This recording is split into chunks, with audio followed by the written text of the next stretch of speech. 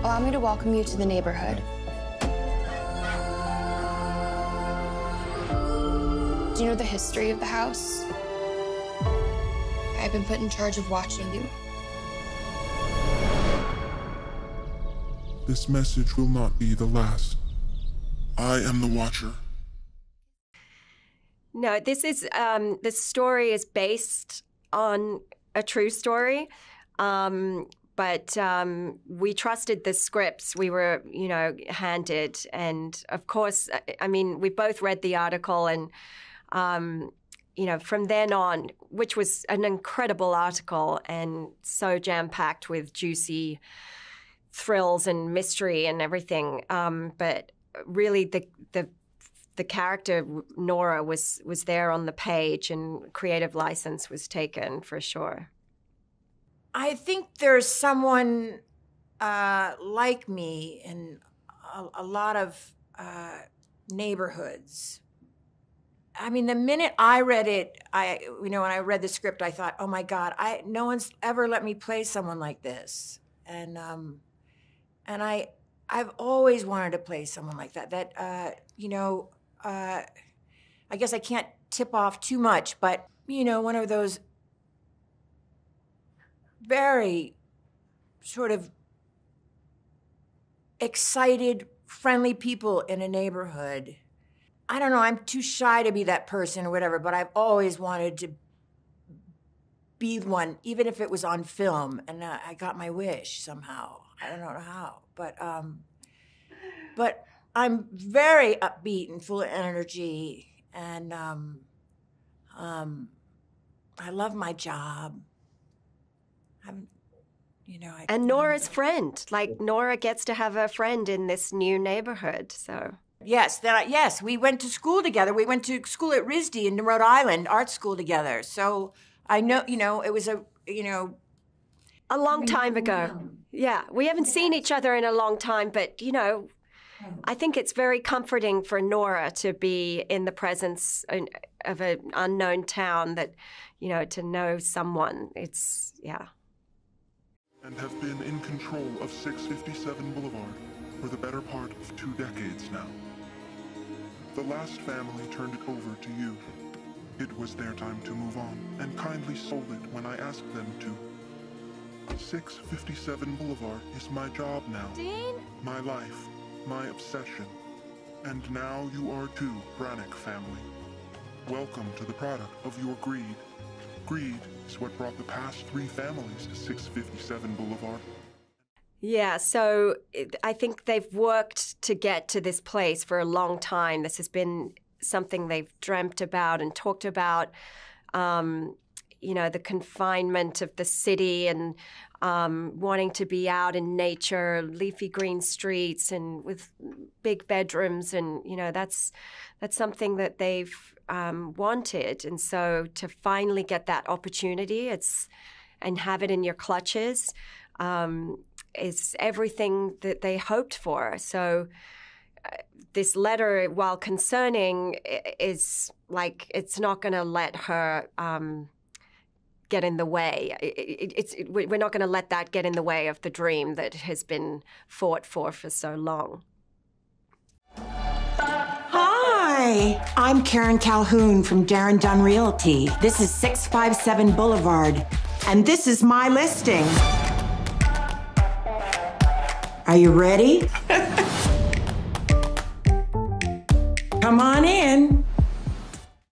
Well, yes, we had and then of course there were stages as well where we built rooms. Yes, just the house. There was the replica that was built was so identical to the actual house that I thought that was kind of creepy. I would forget where I was. I thought that was just added to how like maybe something metaphysical was around or something, because it was just this same sort of eerie thing, and it's amazing they can create an eerie feeling just out of building something that copies a house. I don't know. It was very bizarre how they did that. I don't know how, but I was creeped out in both places. Even though I knew it was a set, it was so creepy. What was he Was he in the dumbwaiter? Yeah. Well, my 1,000 apologies. The last owners let him do that. He's harmless. If I find you in my house again, I'm gonna f you up, Jasper, okay? Did you just threaten him? What is wrong with you? What's wrong with me? I'm not the one that broke into the house and started writing the dumbwaiter, lady. Well, all the previous owners were just fine with him doing that. Every owner for the past 60 years.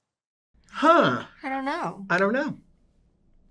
Is that helpful? The story did not really go into the neighborhood that much that I recall. I mean, the identity of the neighbors and habits and so forth that I recall. I don't remember that the neighbors were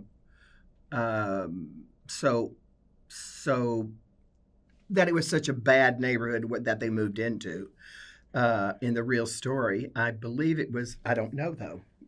I don't mean a bad neighborhood. I mean bad neighbors.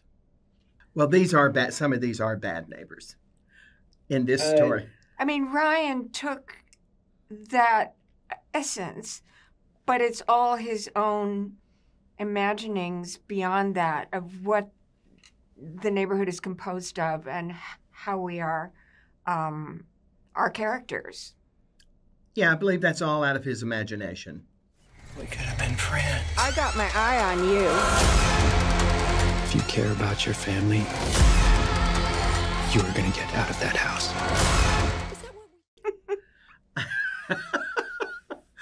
Oh, I think maybe. I think so. Can we expect things with Margot to escalate from arugula? I'll stitch that into a sampler for you. It's really good. Arugula starts at a high pitch, however. I do calm down and then come back again. It's all. I honestly haven't seen it. I haven't even seen the first episode. I wanted it that way because I want to be surprised and see it with everybody else when they see it. So I have saved it because I think I'm gonna love it. That's all. I hate to break it to you, Professor McGonagall, but we're actually going to be doing some renovation in the house. I'm thinking about ripping out the dumbwaiter. You wouldn't dare. I'll just tell the Preservation Society that we don't need a dumbwaiter because we plan on having our meals in the dining room together like a normal family. You'll have to stay tuned. You know, as Margot was saying, we only got like one script at a time. So we were playing these scenes without knowing where they were going also, which was a really interesting journey for us as actors. That's it. And I must say, too, working with Margot and all of the team, Jennifer Coolidge and Naomi and Terry, everyone is a great actor. So you got these great actors who come up to bat and hit homers. And I love Rotten Tomatoes, by the way. That's how I evaluate whether I want to see something.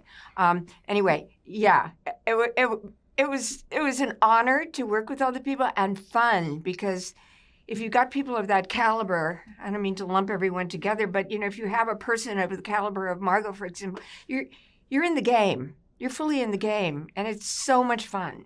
We really had a blast. We did. Doing this. It was a joy to go to work. I always looked forward to the days that I was working. Me too. And where do you go in the mornings? You're not going to work. Does your wife know? I watch her undress when you're not there. We jumped around with who we thought was the watcher. Or I would ask, do you think you're the watcher? And they go, I don't know. Are you the watcher? So it was. Yeah, like, you're the one, aren't you? And she goes, I don't know.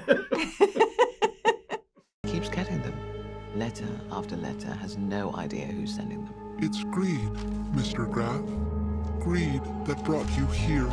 What do you confess to the minister, John? Young blood is what the house desires. Why not just give it what it wants? 2. You'll see me in episode 2. Just to say hi and a hello. Can you look out and see what you think of this thing? She doesn't speak like that at all. What's been glorious is I get to speak in my own accent. So yes, you don't have to wait too long for help to be called in, and Help in the Name of Theodora arrives in episode 2, but it kicks in more in episode 3, but her arrival is in episode 2. And then, a week later, she gets another letter from someone calling themselves the Watcher. Dear Mrs. Flanagan, I've devoted so much time to you. I watch your house and keep you safe. Not that I know of. It's an extraordinary thing because when I was asked to be part of it, my lovely manager Larry sent me a link to the article. I was like, ooh, this is creepy as F. It's not, I can't imagine what that couple went through. And there's so many ideas about what that story could be anyway. But what's great is that Ryan Murphy with Ian Brennan, the lead writer, have created this story out of that story. And that's what art is great for. We all have, oh, that's a spark, and that story is an extraordinary spark. And in the world of Murphy Productions, it's just the right amount of creepiness and sweetness and style is what I feel like as well. So read it.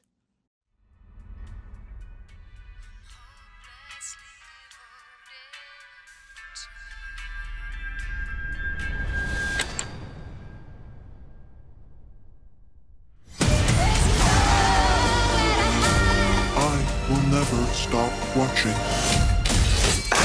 It's a chore, and she's working with Dean, Bobby's character, Dean Brannock, who calls her in. And what I think from very early on, you realise that Theodora has got a challenge in life, and she needs to earn a living.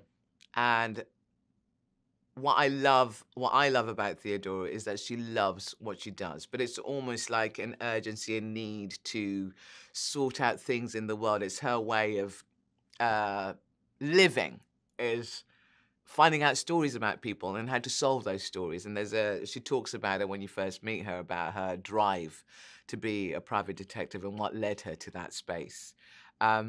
So that's been lovely. So in terms of a reality and a real person, because actually you're getting this English woman arriving who's been in America for a very long time with an American family.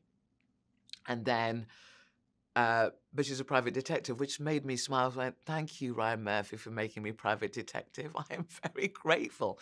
And I will also say, Fred, the most glamorous private detective I do believe I have met.